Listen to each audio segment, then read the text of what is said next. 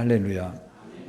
이제 우리가 선거도 끝나고 오늘 제가 신문에 보니까 코로나 이제 확진자가 8명으로 줄었다고 합니다. 엄청나게 많이 줄은 거죠. 여러분들이 그 선거 기간 때 이제 그런 말들이 있었어요. 코로나 확진자를 속이고 있다. 그래서 나는 그게 진짜인가? 조금 의심이 들더라고요. 그래서 선거가 끝나면 확진자가 확 늘 것이다. 이제 이렇게 했는데, 그게 이제 다 유언비어입니다. 유언비어. 그래서 지금은 우리나라가 이렇게 옛날 같이 이 공직자들이요, 여당만 있는 게 아니거든요. 야당도 있고, 그러잖아요. 그러니까 어떻게 그걸 속일 수 있는 나라가 아니에요, 지금은. 또 뭐 이번에 선거에 진 사람들은 선거가 부정선거다 그러더라고요. 과연 부정선거를 우리가 할 수 있을까요? 끊임없이 그런 이야기들이 많아요. 대통령 선거에서 지면 부정선거다 하고. 근데 그런 사고방식을 고쳐야 돼요. 우리가 결과에 깨끗하게 뭐 해야 될까요? 승복할 줄 알아야 돼요. 계속 물고 늘어지면 이런 게 이제 전형적으로 이제 우리가 나라의 발전에 도움이 되지 않습니다. 여러분들이 스포츠를 해보면 질 수 있거든요. 근데 지는 팀이 언제나 또 진다는 보장이 없어요. 또 이긴 팀이 언제나 이긴다는 것 보장할 수 없고요. 다음을 잘 보여야 되겠죠. 대비해서 선거도 국민들의 눈높이에 모아야 될까요? 맞춰야 되겠죠. 너무 동떨어지게 하니까 표를 안 주는 거죠. 그러니까 본인들이 개선을 하려고 했단 말이에요. 제가 신문에 읽어보니까 이런 게 나오더라고요. 이제는 과거에는 이제 우리가 보수 있잖아요. 그 전쟁이 일어난다.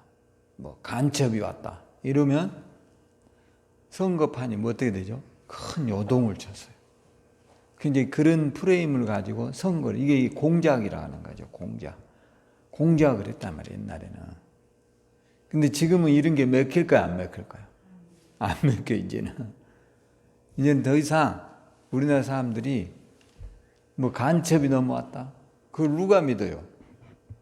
그게 다 공작이라는 거예요. 공작이라는 게 뭐냐면 자기들끼리 작전을 짜가지고 그런 거를 만들어내는 거예요. 근데 옛날에는 이런 게 가능했어요. 꼭 선거철 되면 간첩이 넘어오거든요. 근데 이제 그러다 보면 사람들은 나라가 걱정돼.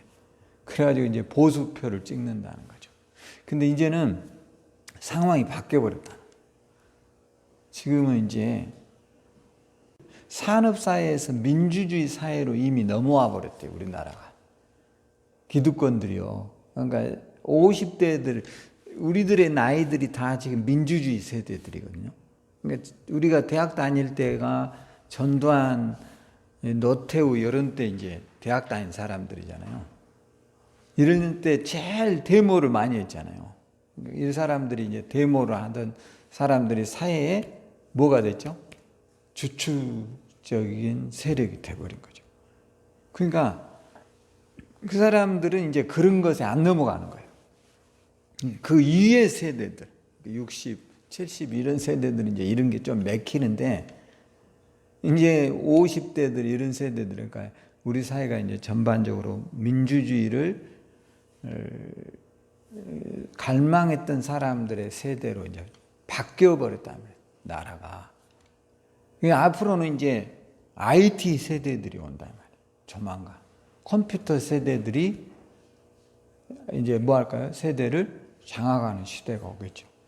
또 좀 지나면 스마트폰 시대들이 이제 오는 거죠. 그러니까 이제 우리가 점점 내가 원하지 않지만 사회 한 뒷면으로 이제 물러서는 거예요. 아셨죠? 그래서 여러분들도 내가 가지고 있는 어떤 것들이 다 옳다라는 생각을 가지면 안 돼요. 한번 따라서 해보세요. 내 것도 안 맞을 수 있다. 아셨죠? 그런 열린 사고를 좀 갖고 살아. 여러분이 이제 코로나 확진자가 오늘 몇 명이라 했죠? 8명. 굉장히 줄은 거잖아요. 한동안 우리가 1,000명이 넘을 때가 있었어요.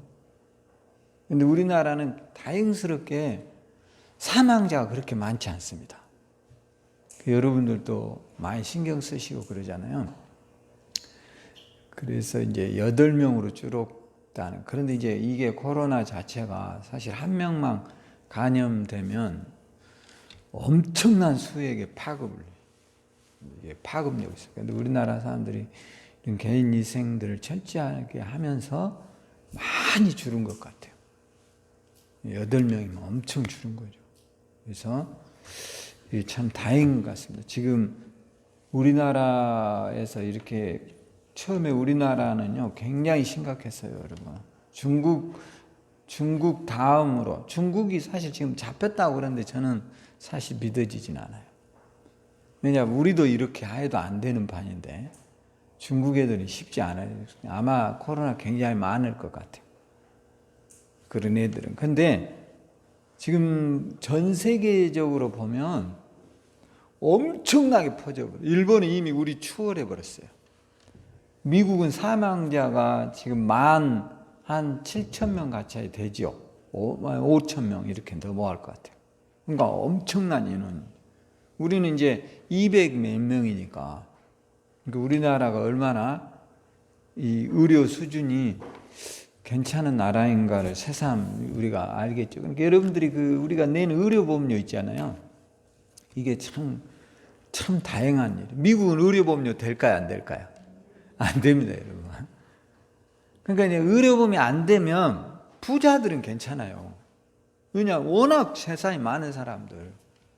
사실 의료보험은 누구에게 가장 혜택이 될 것 같아요? 그러죠. 약자들에게 혜택이 되는 겁니다. 물론 우리가 내는 의료보험료가 만만치 않아요. 어떤 분은 8만 원, 10만 원 내니까 많은 거거든요. 그런데 사실 따지고 보면 객관적으로 보면 약자들에게 도움을 주는 거란 말이에요. 이게 물론 돈을 내고 있고 난 안 아프니까 병원 안 가도 돼. 근데 제가 이제 우리 어머님이 이렇게 편찮으시거든요. 그래서 누워 있는 거 이렇게 보면 그게 다 여러분은 아플까 안 아플까요? 앞으로 나는 안 아플 것 같다 이런 분 손 들어봤어요. 혹시 난 든지 알고 깜짝 놀랐어요. 근데 그럴 수도 있어요, 여러분이. 저도 그랬거든요. 근데 여러분 아무리 강건해도 여러분이 앞으로 나이 먹으면 아플까요? 안 아플까요? 반드시 아프게 돼 있어요, 인간은. 응? 안 아픈데 어떻게 죽겠어요, 여러분. 그러니까 여러분이 지금보다 더 안 좋아질 수 있다. 그러니까 항상 지금 정도도 감사하란 말이에요. 할렐루야.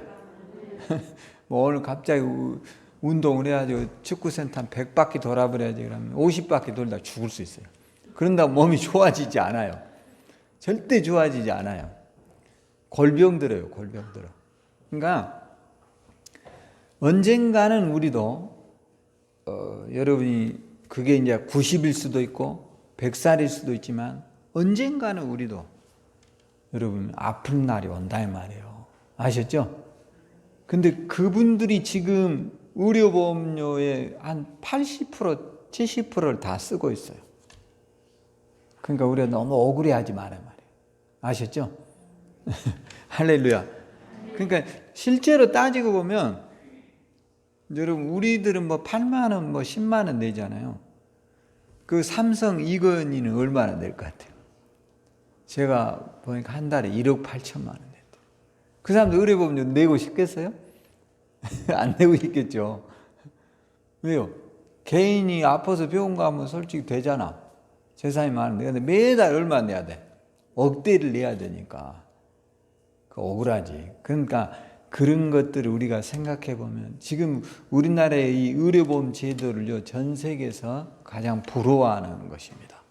그러니까 여러분이 너무 억울하다, 속상하다 그러지 말고, 만약에 지금 우리가 의료보험 시스템이 안 되었었다면 코로나 때 얼마나 많은 사람이 뭐 했을까요?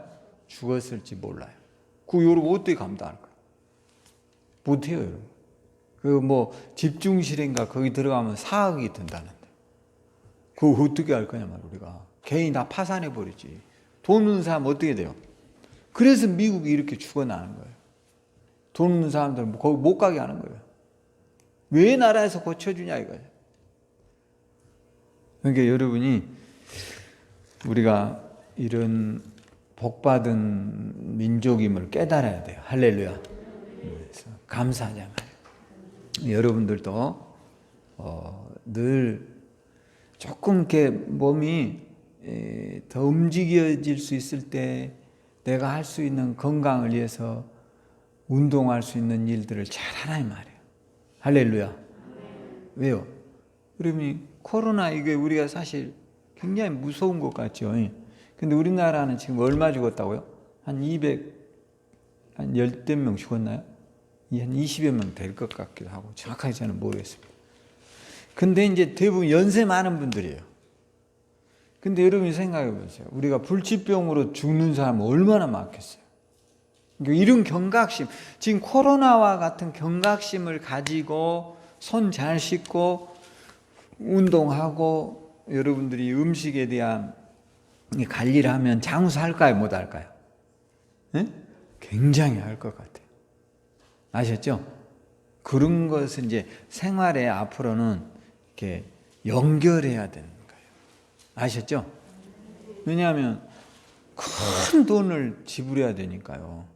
그리고 얼마나 고통스러워요, 여러분. 병을 치료한다는 그 자체가 병실에 누워서 그러니까 조금 하루에 20분 따라서 하루에 20분만 투자하면 늙어서 20년 건강하게 산다. 아셨죠? 진짜로 그래요. 그러니까 꼭 그걸 여러분 명심하셔서 그 코로나 기간 때 그런 생각을 해봤어요. 우리가 앞으로는 마스크는 거의 필수로 써야 돼요. 그러니까 이제 너무 이런 것만 쓰려고 하지 말고요. 면 마스크 있죠. 그런 거 하나 한 2개 사세요. 그래야 그 교대에서 쓰세요. 저도 면 마스크 쓰고 다녀요. 딱히 뭐 이런 거 뭐 이제 너무 막 안 써도 돼요. 면 마스크만 잘하고 사람들과 너무 밀접한 게 가까이만 붙어 있지 않으면 괜찮아요. 근데 이제 앞으로 마스크 써야 돼, 안 써야 돼요? 반드시 써야 되는 시대에 왔어요, 이제. 이게 필수적이에요. 그리고 이제 여러분들이 손들을 잘 씻는 훈련을 하셔야 돼요. 아셨죠? 그 다음에 이제 식사 같은 경우도 각자 이제 뭐 해야 되죠? 덜어서 먹는 습관을. 이게 잘 안 되죠, 여러분도. 이런 거 집에서 혹시 실천하는 집 있으면 손 한번 들어보세요. 각자 이렇게 음식을 나누어서 먹는 집. 별로 없죠? 그것도 앞으로 꼭 해야 될 것 같아요. 국 같은 거 다 별도로 먹고, 이렇게. 아셨죠? 네, 그러면 여러분이 지금보다 훨씬 더 건강하게 살 수 있어요. 왜냐하면 우리가 이제 이런 것을 보면 나타났잖아요. 왜 연세 드신 분들이 죽을까요? 코로나 걸리면. 면역력이 뭐예요? 약하다는, 몸이 약하다는 거예요. 한마디로 말해서. 병에 약하다는 거예요. 그러니까 여러분이 가족들과 이렇게 같이 식사를 한다고 하더라도 젊은 애들은 별 문제가 없겠죠. 근데 약한 부모들은 어떻게 되죠? 그 아이들이 가지고 온 감기로 죽을 수 있어요. 대부분 여러분 감기 때문에 죽는 거예요.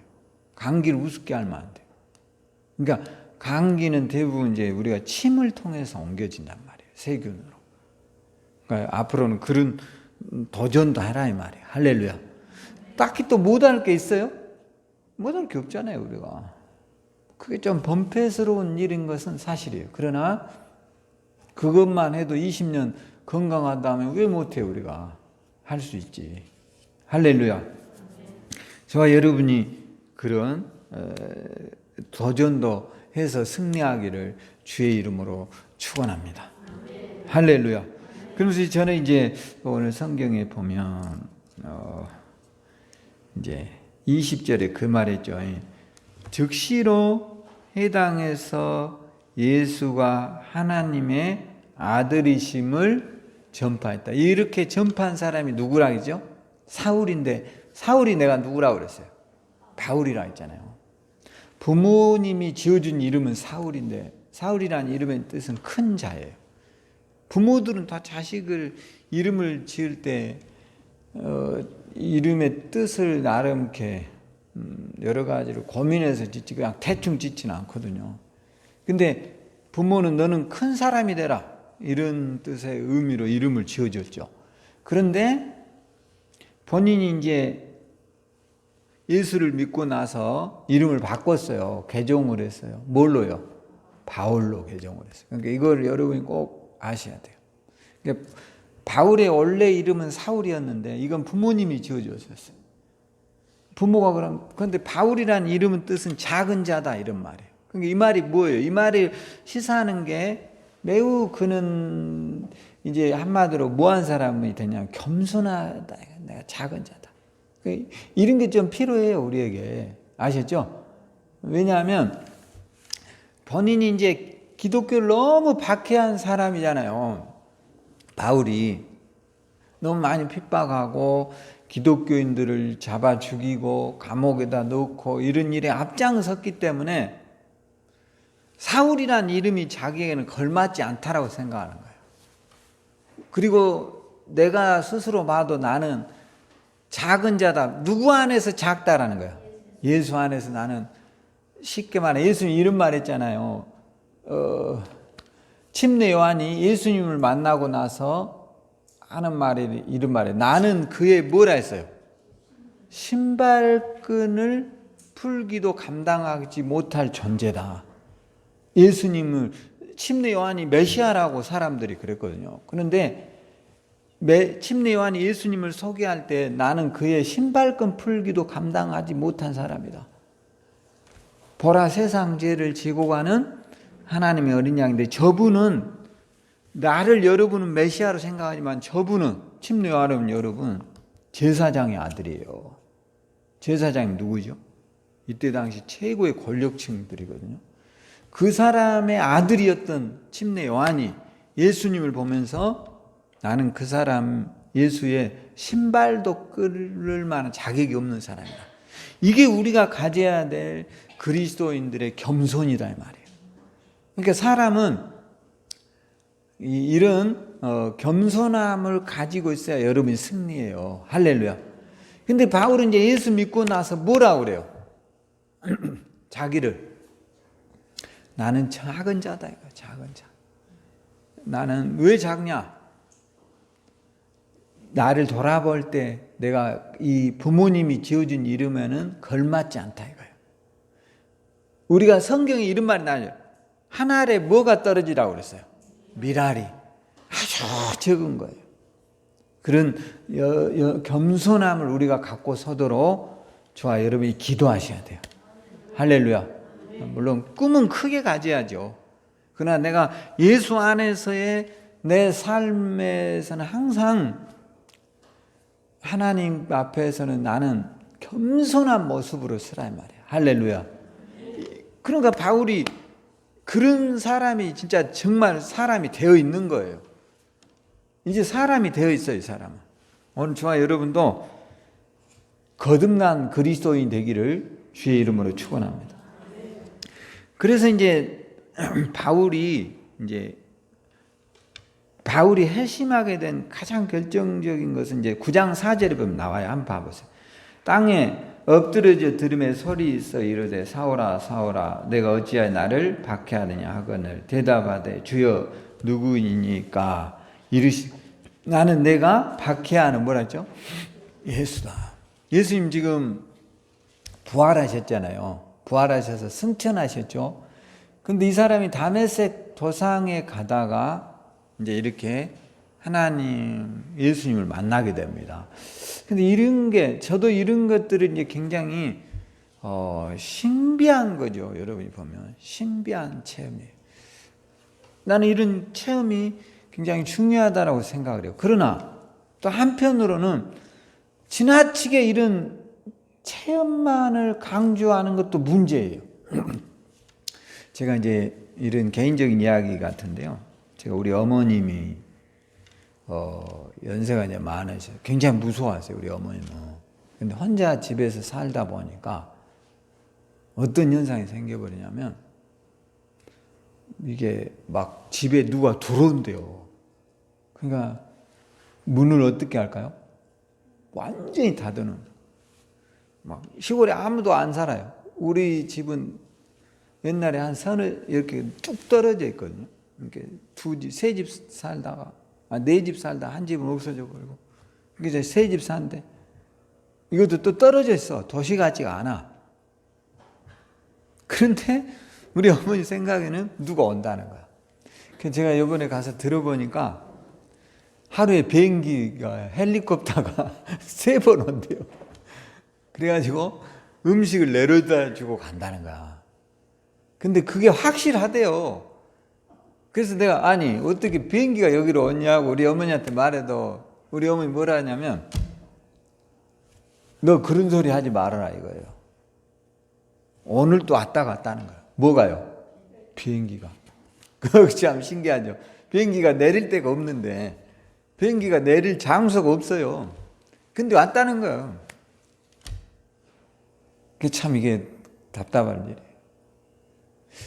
그리고 이제 뭐냐면 우리 여기 집 앞에 보면 감나무가 있거든요. 그 줄을 해놨어요. 그 줄 빨랫줄에가 사람이 주렁주렁 걸려 있대요. 근데 이게 뭐냐면 선망이라는 거예요. 선망.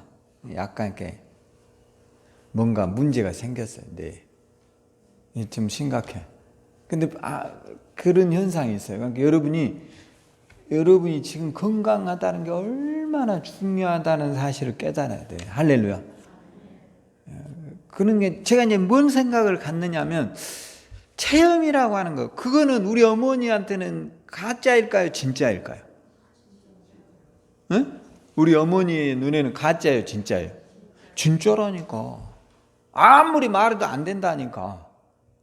아무리 없다고 우리가 말해도 소용이 없어요. 그래갖고 이제 궁여지책으로 커튼 다 쳐놓고 안 보이게 다 쳐놔요. 어둡게 해놔. 그랬더니 어디냐면 이제 뒤에 소나무에 걸려있대. 사람이 소나무에 주렁주렁 걸려있다는. 그게 진짜로 보이는 거예요. 이게 문제예요. 그러니까 제가 이제 성경을 보면서 이 생각을 해봤어요. 체험이라고 하는 이 단어들 이거 조심해야 된다는 거예요. 뭘요? 체험이라고 하는 거. 여러분 너무 이 체험에만 비중을 두면 잘못된 환상을 볼 가능성도 있어요. 제가 느끼기에 그런 거예요. 제가 일정 부분 우리 어머니를 통해서 이 부분이 약간 목사로 해결이 됐어요. 아하, 저럴 수 있겠구나. 에? 너무나 그 출발은 우리 어머니는 어디에서 었냐면 두려움에서 온 거예요. 두려움. 혼자 있다 보면 두려워요, 안 두려워요? 두렵잖아요. 도시 같지 않으니까. 그러니까 문단속을 하면서부터 밤에 가로등이 켜지면 그림자가 비칠 거 아닙니까? 그거를 이제 두려워하기 시작하면서 문제가 생긴 거예요. 근데 이거를 진짜로 보는 거예요. 진짜라고 믿는 거예요. 우리가 보면 이게 진짜예요, 가짜예요? 가짜죠. 가짜. 그러니까 제가 한 가지 놀라운 사실을 알게 됐어요. 뭐냐면 바울과 같은 이런 체험을 매우 특수한 체험이라고 하거든요. 신앙인의 99.9%는 이런 체험 하지 않아요. 근데 0.01% 가운데 이런 분이 있어요, 없어요? 있더라고요, 제가 보니까. 그럼 여러분 생각하면서 0.01%가 진리일까요? 99.9%가 진리여야 할까요? 진리로 따지자면 어떤 게 진리여야 돼요? 99.9가 진리예요? 0.01%가 진리여야 돼요? 아니, 진리로 따지자면 진리라는 것은 모든 사람이 공감해야 되잖아. 그럼 뭐로 진리가 채택이 돼야 돼요? 99.9% 해야지. 그래서 바울은 자기가 본 환상에 대해서 고린도후서에 보면 기록하지 않는 거예요. 천국에 갔다 온 것을. 내가 천국에 갔다 왔지만 뭐라고 말해요? 고린도후서 12장에 한번 가보세요, 여러분. 12장 2절입니다. 같이 다 찾아서 한번 읽어보세요. 내가 그리스도 안에 있는 한 사람을 아노니 그는 14년 전에 셋대 하늘에 이끌려 간 자라. 그가 몸 안에 있었는지 몸 밖에 있었는지 나는 모르거니와 하나님 아시니라. 내가 이런 사람을 아노니 그가 몸 안에 있었는지 몸 밖에 있었는지 나는 모르거니와 하나님을 아시느니라. 그러면서 쭉 뭐라고 나오냐. 자, 4절. 그가 낙원으로 이끌려가서 말로 표현할 수 없는 말을 들었으니 사람이 가히 이르지. 그러니까 천국을 보고 왔어요. 그런데 제가 아까 그랬잖아. 0.01%의 사람들은 이런 거를 보더라 이거죠. 더러. 근데 바울은 이거를 쓰지 않은 거예요. 왜요? 왜 안 써요?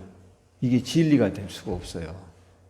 제가 아까 그랬잖아. 우리 어머님은 우리 마을에 매일 헬리콥터가 3대가 온대요. 근데 와요, 안 와요? 안 와. 군인들이 막 뒤에 있대요. 총을 들고. 그래갖고 밤에 잠은 못 가게요. 너도 맞아 죽을 수 있다 그래. 내가 나가 총 들고 있는 사람 있을까요? 어디가 있어요. 근데 우리 어머니는 그게 보인단 말이에요. 혹시 이게 보이는 분 손 들어보세요. 우리 성도 가운데. 근데 여러분도 제가 이제 그런 것들이 뭐냐면 0.001% 안에 들어가면서 뭔가 이렇게 보는 사람들이죠. 너무 이런 것들에 대한 신비한 체험이 우리의 기독교의 전부인 것처럼 말하지 말라 이 말이에요. 그게 중요하지 않다 이거예요. 얼마든지 그런 사람들이 존재할 수 있어요. 나는 인정을 해요. 그러나 이거는 진리가 아니에요. 그리고 너무 그런 것을 여러분 지금 신천지 같은 이만희가 신천지 세웠잖아요. 저도 그 요번에 그것이 알고 싶다를 쭉 이렇게 여러분 좀 볼 필요가 있어요. 한번 봐보세요. 그 요즘 신천지에 대해서 PD수첩에서도 했고 그것이 알고 싶다에서도 한 3번, 2번인가 방영을 했는데요. 거기 보면 이만희가 원래 출발이 박태선에서 하더라고요. 박태선 아시죠? 박태선이 우리가 여 뒤에 있는 우리 여기 뒤에 있는 교회 있죠. 이게 박태선 교회입니다. 박태선이가 신앙촌 해가지고 이 사람들이 전형적으로 했던 게 뭐냐면 그 물 있죠, 물. 항상 물 갖고 장난치는 사람들 다 여러분들이 이제 앞으로는 확실하게 깨달아야 돼요. 그래도 박태선 장로가 했던 전형적인 게 뭐냐면 자기가 주는 물을 먹으면 영생한다는 거예요. 그리고 새순물, 오줌물 이런 걸 갖다 성도들이 먹고 그랬어요. 웃기죠? 근데 여기에서 신앙생활을 해요. 이 사람이. 그러다가 유재열이라고 하는 사람을 따라갑니다. 유재열이가 누구냐면 지금의 싸이의 장인이라 하더라고요. 놀랍죠? 근데 이 사람이 18살 때 고등학교 다니면서 나름 계시를 받았나 봐요. 그래서 이제 장막 재단인가 여기에서 이제 집사로 있었어요. 그러다 이 사람이 이제 예수 종말이 온다 그래가지고 이게 빗나가 버리면서 고발당해가지고 유재열은요 미국으로 가가지고 다시 거기에서 신학 공부를 했는데 자기 것이 잘못된 걸 알게 된 거예요. 그래가지고 이번에 이 신천지에 대해서 어떻게 생각하냐 그러니까 지극히 개인적인 것이고 이건 잘못된 거다 이런 이야기를 인터뷰해요. 근데 여기에 따라다녔던 장본인 이만희야. 지금 여기 있는 신천지들이지요. 근데 이 사람이 뭐를 하냐면 거기에서 신비한 체험을 한다 이 말이에요. 뭘 한다고요? 신비한 체험을 한다니까. 우리가 그렇게 중요시 여기는 그 결과가 어떻게 됐어요, 여러분? 신비하다라고 하는 그 결과물이 어떻게 됐냐고요. 남 안 봤다라고 하는 천국, 예수님의 음성을 들었다고 하는 그 사람들 지금 어떻게 돼 있어요, 여러분? 한국 사회에서 어떻게 돼 있어요, 지금? 우리하고 함께 할 수 없는 집단으로 이미 낙인이 찍혀 있어요. 이번에 여러분 논산에서 젊은이 3사람이 확진자가 나왔어요. 근데 그들을 조사해보니까 누구였어요? 신천지 신자야. 말을 안 해. 신천지면서 군대를 갔는데 확진자가 나왔어요. 그게 누구라는 거예요? 신천지라는 거예요. 이렇게 속이는 거예요. 계속. 여러분 정상적인 기독교인이면 그래야 돼요? 안 그래야 돼요? 뭘 속여요? 속일 필요가 뭐가 있어요? 나라에서 병을 고쳐준다는데 빨리 해서 고쳐야지. 근데도 안 해. 그러니까 이런 개인적인 특수한 체험을 했던 수많은 사람들이 잘못되어 있는 거예요. 우리 어머니에는 좀 내가 극단적일 수 있어요. 그러나 작게는 그런 신묘하다라고 하는 그 내면에 무당들 매일 신묘한 체험들 한다고 합니다. 그럼 그들의 체험이 맞을까요? 다 틀리기 때문에 비난하고 가난하게 살고 인생이 비참해지는 겁니다. 오늘 여러분이 너무 신비한 체험에 여러분들이 거기에 빠져들지 않도록 기도하셔야 돼요. 그게 아무것도 아니에요. 오늘 바울 사도는 그런 이야기를 해요. 자, 오늘 12장 5절에 내가 이런 사람을 위하여 자랑하겠으나 나를 위하여는 약한 것들 외에 자랑하지 아니할 것이다. 안 하는 거예요, 사람은. 왜 안 해요? 개인적인 것이다 이 말이에요. 이렇게 내가 보고 온 것이 다가 아닐 수 있다라는 생각을 하는 거예요. 아셨죠? 여러분 어떨 때 꿈을 꾼다고 생각을 해보세요. 꿈을 꾸면 정말 저는 가끔 꿈을 꾸면 제가 날아다니거든요. 신기하죠. 근데 이상하게 날아도 이렇게 높이 날아야 되는데 사람이 꼭 잡을 만큼 날아가지고 이게 되지게 날아가는데 잡으러 온 놈한테 꼭 다리 몽댕이가 잡혀가지고 이게 꿈에서 으아 하고 소리 지르면은 이제 그 악당이 쫓아오는데 나는 꼭 잡혀요. 이상하게 조금만 더 높이 나르면 안 잡힐 건데 근데 처음에는 높이 나르다가 이게 낮아져. 그래가지고 그놈이 쫓아오면 꼭 잡혀요. 다리가. 이게 문제야. 근데 이런 것들이 지극히 무한 거죠? 개인적이란 거예요. 너무 이런 것들이 우리의 신앙의 전부가 되지 않도록 우리가 정신을 차려야 돼요. 할렐루야. 이거를 전부시하고 절대시했던 수많은 사람들이 다 잘못됐어요. 다 이단의 길로 빠졌어요. 그리고 성경을 멸시해요. 이들은. 자기가 본 체험이 최고라고 그래요. 그리고 반드시 자신들의 경전을 만들어야 안 만들어요. 만들어 봐봐요. 신천지도 성경보다 더 우월한 경전이 있어요. 통일교도 마찬가지예요. 박태선도 마찬가지예요. 다 그렇게 돼요. 왜냐? 자기들이 본 게 절대시하는 거예요. 이런 착각에서 벗어나야 돼요. 할렐루야. 왜 하나님이 성경을 우리에게 주었을까요? 이게 하나의 우리에게는 텍스트라면 이 텍스트 안에서 이 범주를 벗어나지 말라라는 거예요. 그러니까 여러분들이 보면 무당들은 다양하게 하거든요. 우리가 쉽게 말하면 그 애들은 한마디로 해도 신받았다 이런 말 하잖아요. 그것과 우리는 매우 달라야 돼요. 오늘부터 여러분들이 너무 그런 데 의존하지 않도록 믿음의 기도를 잘 하셔야 돼요. 할렐루야. 이러면 막 밤에 막 꿈꾸고 이렇게 날아다니면서 발목 잡혀가지고 끌려 내려오고 이런 거 꾸면 두려워요, 안 들어요? 두렵습니다. 무서워요. 제일로 행복한 것은 저녁에 잠잘 때 뭐에 한 사람이 아침에 컨디션이 좋아요? 아무 꿈을 안 꾸고 그냥 평안하게 자야죠. 그런데 막 밤에 밤새 두드려 맞고 쫓겨다니고 막 내가 저기 가면 곧 죽는데 꼭 거기 갈까지 끌려가다가 잠에서 깨면 온몸이 뭐하죠? 식은땀이 막 줄줄줄. 이런 꿈을 매일 꾼다면 얼마나 무섭겠어요. 왜 그게 우리가 추구하는 신앙에 그게 신비하다라고 우리는 믿어왔냐 이거죠. 저도 옛날엔 이런 게 굉장한 신앙의 경지인 줄 알았어요. 근데 이제는 우리가 이런 거를 판단할 수 있는 그리스도인의 영적인 신앙이 우리 속에 자라도록 기도해야 돼요. 할렐루야. 이건 잘못됐구나. 뭐 했다고요? 따라서 보인다, 뭐 안다.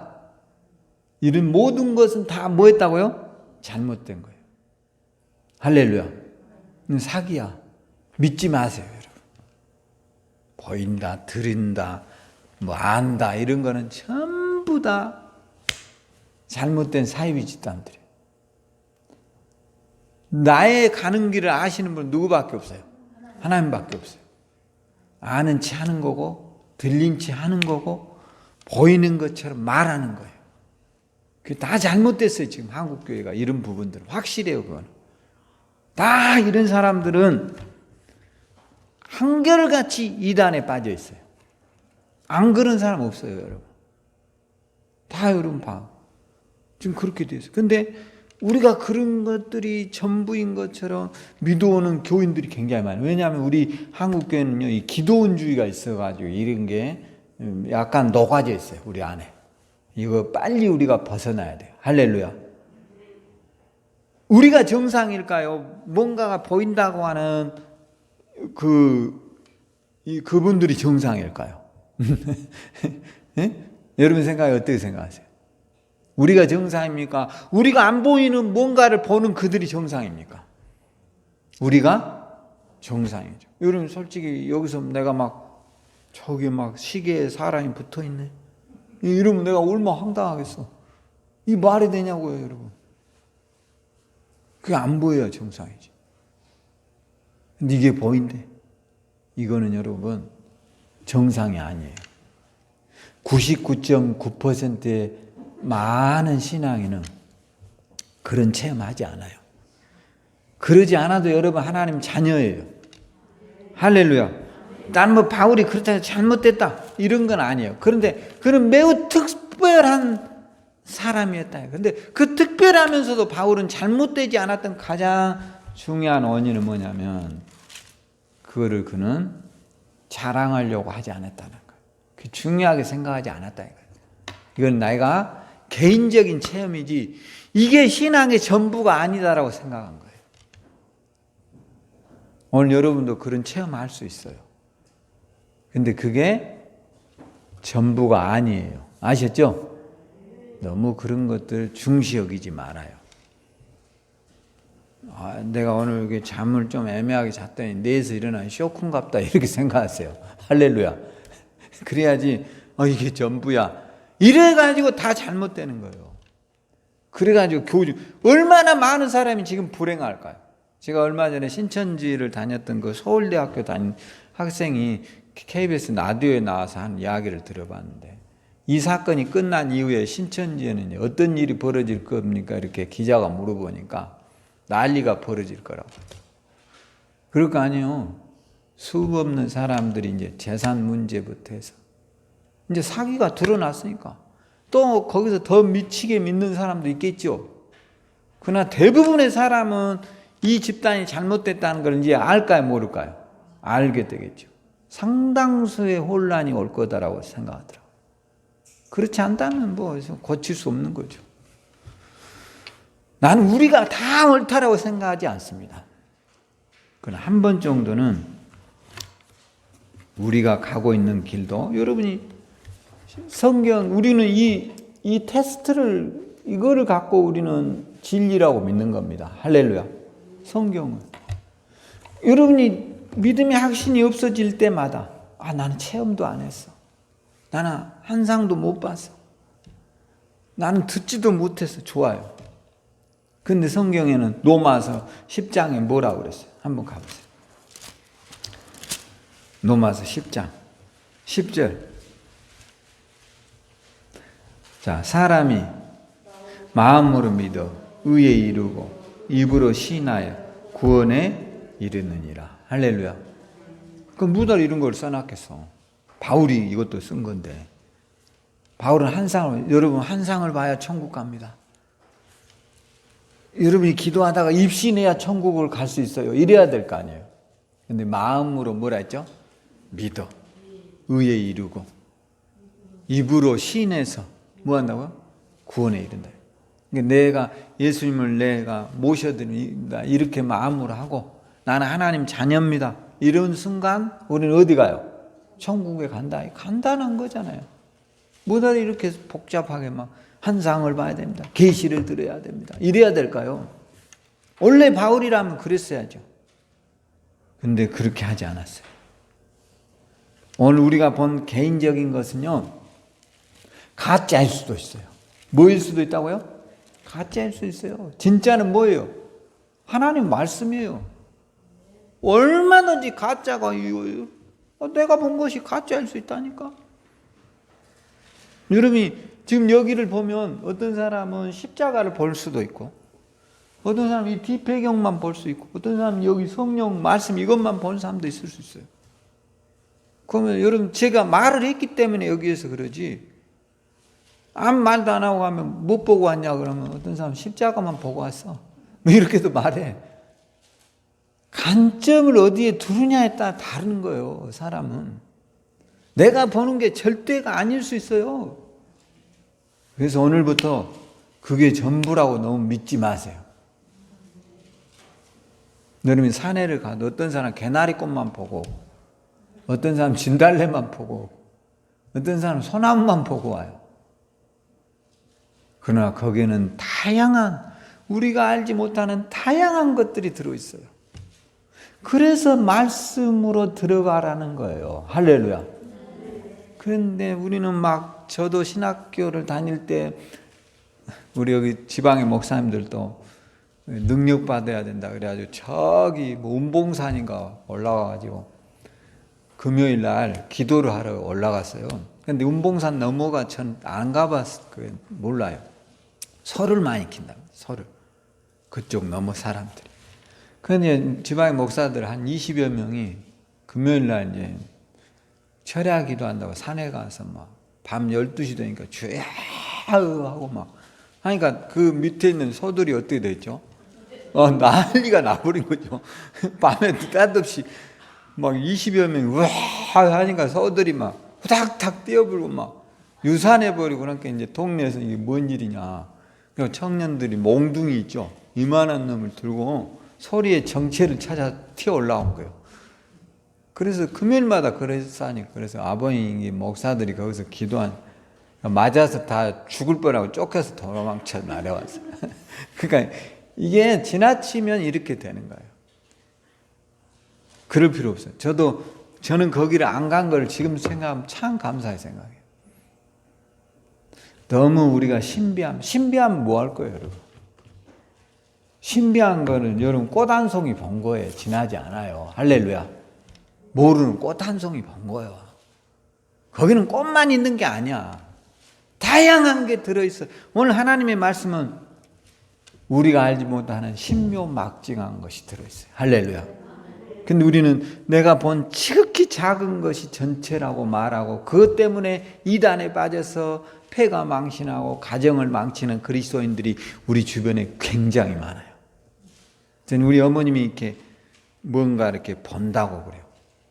그러면 얼마나 좋겠어요. 제가 어디 가면 우리 어머니가 보는 거를 책으로 써서 소설을 하나 만들어 볼까 그런 생각. 워낙 보이는 게 특이하니까. 그래가지고 베스트셀러 되는 거 아니야? 그런 생각이 들 정도예요. 들어보면 기가 막힌 이야기를 많이 해요. 근데 중요한 것은 그거는 우리 눈에 보여요, 안 보여요? 안 보인다는 거예요. 너무 그게 우리의 신앙의 주류가 오늘부터 여러분의 주변에서 내가 도저히 공감하지 않는 이야기를 하는 신앙인들을 보면 이렇게 생각해야 돼요. 따라서 저 사람 돌았구나. 할렐루야. 뭐였다고요? 돌았어요, 여러분. 그게 여러분을 속이는 거야, 그게. 저도 옛날엔 그런 것을 솔깃하게 생각했거든요. 저 사람 뭔가 있나 보다. 있기는 개뿔은 뭐가 있어요? 아무것도 없어. 믿지 말아요. 할렐루야. 바울은 화려한 천국을 바라보았어도 내가 이거 자랑하지 않겠다는 거예요. 예, 내가 본 거는 빙산의 뭐예요? 일각일 수 있다는 거예요. 아무것도 아니에요. 아무것도 아니에요. 오늘 저와 여러분의 믿음이 신앙 안에서 더 견고한 믿음을 이루어가도록 서도록 기도해야 하리라고 믿습니다. 자, 그렇게 해서 이제 바울이요, 우리가 이렇게 회심을 했지만 더 중요한 것은 이런 것 같아요. 이제 바울이 천국을 보고 왔죠. 그런데 여러분들도 이제 무엇보다도 뭔 생각을 가져야 되냐면 내가 가지고 있는 이거에 얼마나 소중한가. 나는 이제 늘 목회를 하면서 끊임없이 던져본 저 안에 질문이 뭐냐면 왜 하나님은 나를 목사로 불렀을까? 여러분은 어떠세요? 여러분도 하나님이 집사로 부르셨잖아요. 그럼 왜 불렀을까요? 아무 그냥 쓸모없는 존재일까?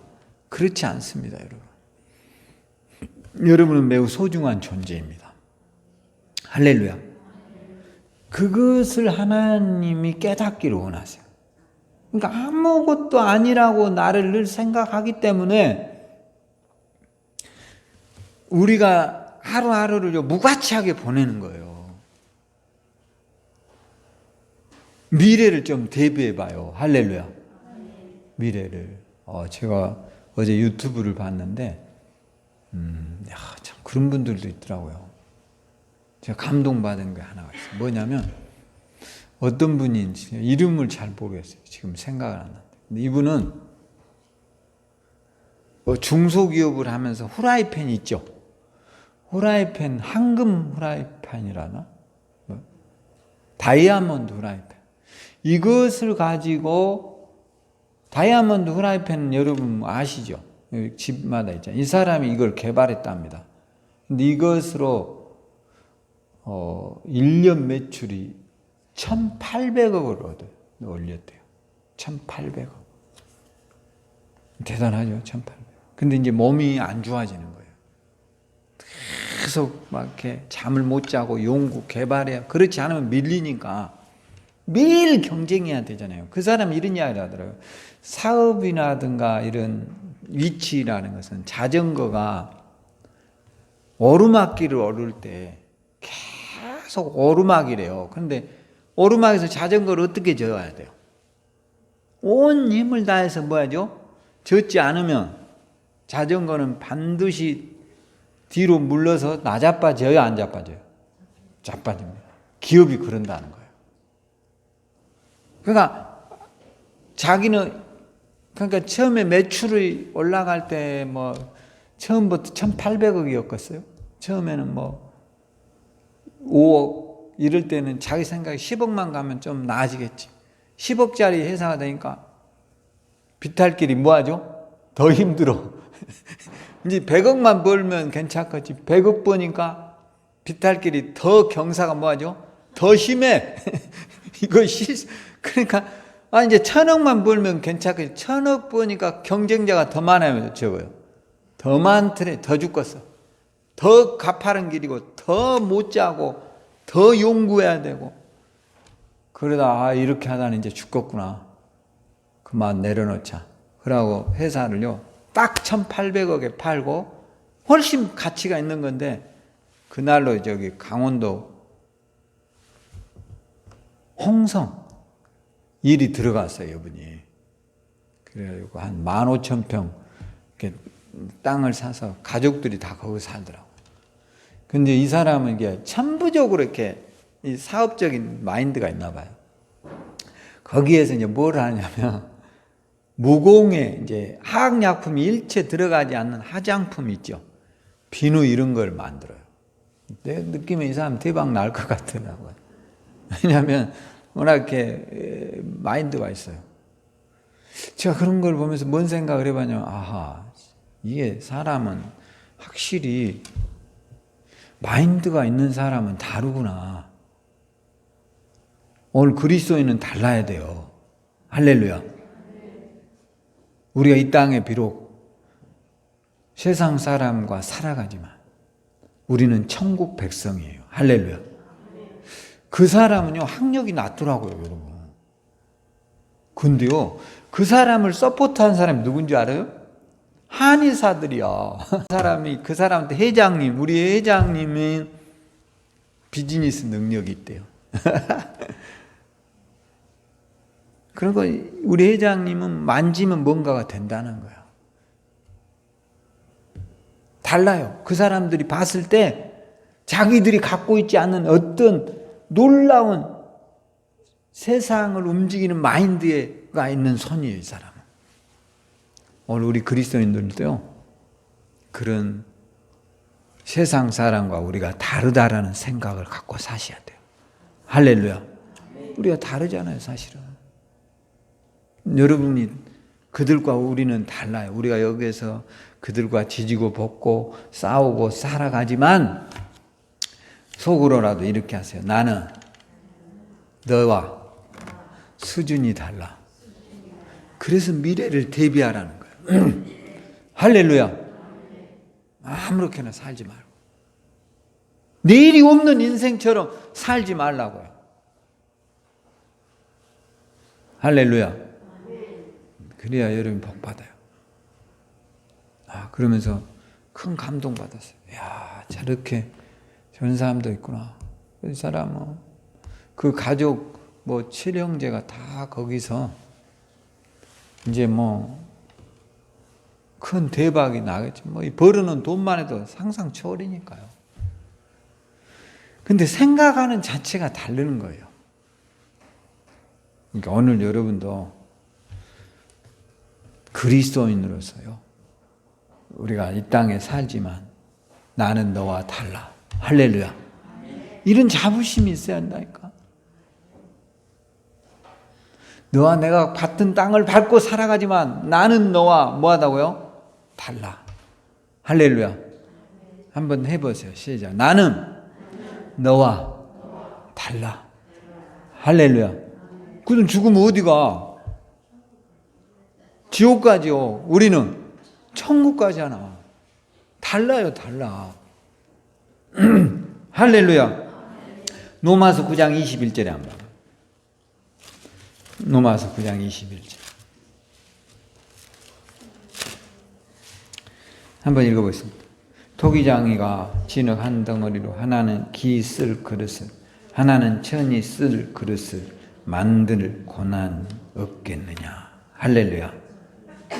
토기장이신 하나님이, 그러니까 여러분들이 오늘부터 이 생각하면 돼요. 나는 다르다. 할렐루야. 그런 생각을 가져야 돼요. 그러면 언젠가는 여러분에게 비상하는 날이 와요. 오게 돼 있어요. 할렐루야. 여러분의 자녀 때라도 와요. 할렐루야. 이런 마인드가 있어야 돼. 제가 또 한편에 이런 거를 또 봤어요. 뭐냐면 이 사람은 강남에서요, 강남 입시학원인데 우리나라에서 최고로 잘 나간, 직원이 900명이니까 입시학원에 직원이 몇 명이요? 900명. 그러고 이분에게 부모들이 자녀들 대입 입시를 한번 이렇게 면담하면 몇 천만 원씩을 내야 돼. 그 정도야. 대단한 사람이야. 근데 이 사람도 이거 딱 치워버리고요, 60대면서 딱 치워버리고 시골로 내려가 살더라고요. 근데 그걸로 끝이 아니에요. 자기 부인은 그 돈이 어마어마할 거 아니에요. 남겨주고 갔을 때. 강남에다 빌딩 사서 노년은 차 타고 놀고 삽시다. 그러니까 남편이 이렇게 이야기했대요. 그런 인생은 죽은 것이다라고. 뭐 한 거라고요? 죽어 있는 거라. 그럼 거기 가서 뭐 하는 줄 알아요, 지금? 한 번도 해보지 않는 사과 농장 15,000평을 해요. 그리고 농업대학교를 나온 젊은이 12명을 채용해가지고 사과를 하고 있는데요. 사과가 내가 봐도 얼마나 맛있게 생겼는지 몰라요. 그 내가 느낀 게 이런 거야. 따라줘. 될 사람은 되는구나. 아셨죠? 될 사람은 뭐 한다고요? 어디다 놔도 된다니까. 농촌이 비전이 없다 뭐 한다. 이 사람들 돼요 안 돼? 된다니까. 사과가요 다 이런 맛이에요. 빨개 가지고. 아니 먹어본 얼마나 먹고 싶은지. 나는 이렇게 큰 사과는 처음 봤어. 빨갛게 생겼어. 농사라고는 모르는 사람, 평생을 못만 했어 이 사람은. 학원 강사한 사람 아니야. 900명의 직원들과 그거 애들 어떻게 하면 대학 보내 이것만 연구한 거죠. 거기 재수학원 하는 거예요 이 사람들은. 근데 선생만 900명이면 여러분 강남에서 얼마나 어마어마한 사람이겠어. 근데 딱 치워버리고 가서 사과 농장 15,000 그것만 하는 게 아니에요. 사과 주스 만든 공장도 하고. 내가 보면서 야 대단한 사람이구나. 우리가 달라야 돼요. 할렐루야. 뭐가요? 생각이 달라야 돼요. 내가 이 땅에 살지만 너하고는 다른 사람이야. 할렐루야. 하나님이 우리를 만드셨잖아. 할렐루야. 우리를 하나님 만들었죠. 좀 사내를 댕기더라도 달라야 된다니까. 수준이 달라야 된다고요. 할렐루야. 난 늘 그런 마음으로 살려고요. 따라서 나는 너하고 달라. 할렐루야. 왜 이렇게 희망가리가 없어요? 크게 한번 해봐요. 나는 너하고 달라. 여기 유튜브에 다 나와요. 제가 이거 다 듣고 있어요. 요즘 제가 이걸 찍기 시작하면서 끝나고 나서 저도 한번 모니터링을 해보는 거예요. 여러분도 한 번씩 꼭 들어봐요. 여러분 목소 기도도 나오고 이렇게 해보도록. 앞으로는 기도도 제가 여기다 다 담을까 하다가 너무 지금 기도도 좀 컨설팅을 해야 돼요. 제가 담기가 어려울 만큼 긴 분들이 많아. 그러니까 앞으로 이렇게 꼭 담을게요. 여기다. 그러니까 여러분이 다음 주부터는 써오세요. 다음 주에는 박미란 지사님 한번 기도하세요. 우리가 오늘이 며칠입니까? 19일이요. 다음 주에 우리가 부활주일 예배 드립시다. 아셨죠? 왜냐하면 우리 교회는 지금 못 드렸고, 5월달에 한다는 5월달 가정의 달이잖아요. 다음 주에는 우리가 밥 먹도록 하겠습니다. 아셨죠? 교회에서 고기 하겠습니다. 다음 주에 뭐 이렇게 대신 우리가 뚝뚝 떨어져서 먹으면 돼요. 뭐 한다고요? 부활주일 예배 드리자고요. 그러니까 여러분들이 이제 요거를 앞으로 저의 발전을 위해서도 이렇게 좀 찍어서 저도 보려고 그래요. 여러분도 이렇게 앞으로 예배 끝난 걸로 뭐 하지 말고 집에 가셔서 이렇게 한번 보시고 그렇게 하세요. 데이트 나간 사람들은 안 나간 데 가서 보면 돼요. 지금 정권사님 데이트 안 나가죠? 나간다고요? 인터넷 있어요. 그래. 그냥 데이터 키면 안 된다고. 박금인 집사님이 정권사님 집에 가서 보면 무료로 볼 수 있어요. 정권사님 아들한테 해주러 가세요. 아니면 영식이 올 때 했어요? 꼭 해야지. 요즘 뭐 잘해요.